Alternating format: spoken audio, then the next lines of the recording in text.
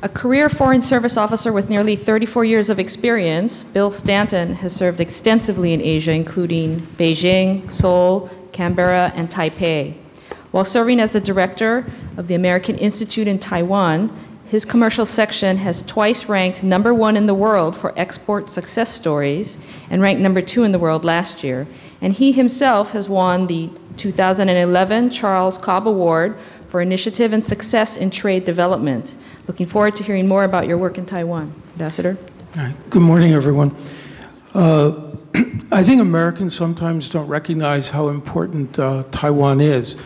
First of all, many people forget it's our 10th largest trading partner in the world. It's our 6th largest market for agricultural products. It's the 5th largest source of university students in the United States, foreign university students.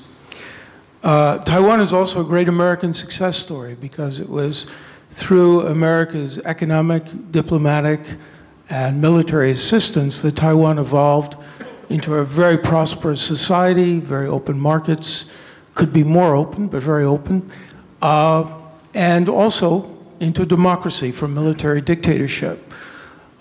In that sense, it has great symbolic importance as the only Chinese society in the world that is a democracy. I think our Japan friends sometimes have a better sense of this because of the proximity and their own long history of relations with Taiwan. We give a lot of attention, a lot of support to our trade relationship with Taiwan. And for that reason, we also have, on virtually a daily basis, close interaction with AmCham in Taiwan. Actually, there are 3 AmChams. There's one in Taipei, the largest, with about 500 companies represented and more than 900 members. We also have an AmCham in Kaohsiung, the 2nd largest city, as well as in Taichung. One of the reasons, as Secretary Clinton said in her speech on jobs diplomacy, she said that kind of diplomacy begins with good people and good partners. And indeed, the representatives at AmCham are good partners. Some of the best experts I know on Taiwan are AmCham members who have lived and worked there for years. And so we take their views very seriously into account in all of our plans. Now, there are 5 areas where 5 best practices that we've carried out with AmCham in Taipei. One is that I regularly brief the AmCham board, and they've always been very discreet. I brief them very frankly about the state of our relationship with Taiwan in all its dimensions. And I think this gives them a better understanding of the challenges we face, and it also gives them an opportunity to explain to me their challenges and the improvements they would like to see. A second area is that we try, whenever we do get high-level visitors, we set up meetings with AmCham, whether it's a breakfast, a lunch, a dinner. Sometimes they give a talk. Recently, last year, Deputy Secretary of Energy Dan Poneman was there. The Assistant Secretary of Commerce Kumar was there. And there was a U.S. trade delegation. All of them had an opportunity to speak with AmCham. We think that's very valuable. It gives them a better insight into the problems of American business, their concerns. It also gives them more credibility when they talk to senior Taiwan officials. Another area of best practices is, for the last 16 years, the American Chamber of Commerce has produced a white paper in which they outline the issues that they would like to see addressed by the Taiwan government. We use this to inform ourselves about what we can do to help them. And it's something that alerts the wider Taiwan community to some of our concerns. We draw on this, and we use it in meetings. A third practice is we use existing linkages, not only with AmCham, but with other associations, to try to improve the situation of American exports. I'll give you as an example.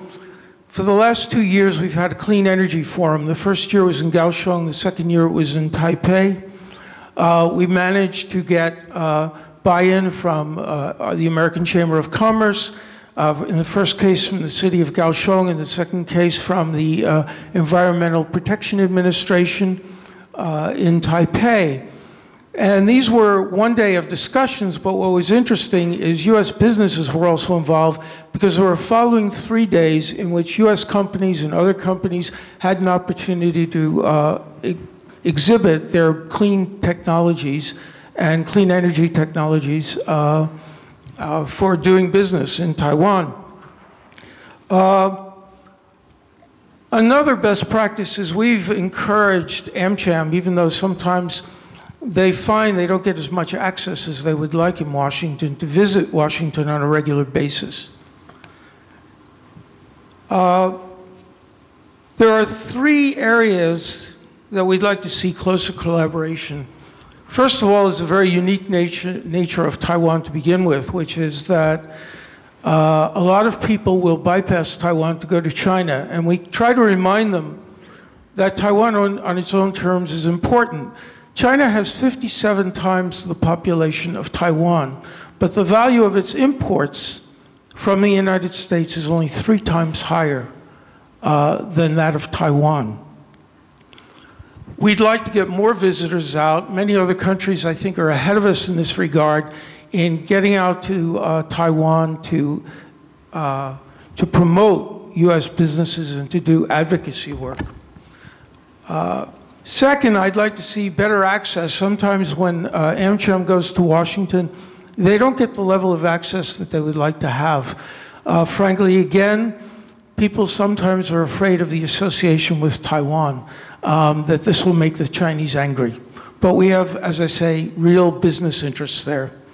Finally, I think it would be a good idea if the U.S. government could set up some kind of non-cash award program as an incentive for AmChams that have been particularly effective in promoting U.S. business overseas, whether as groups or as individuals.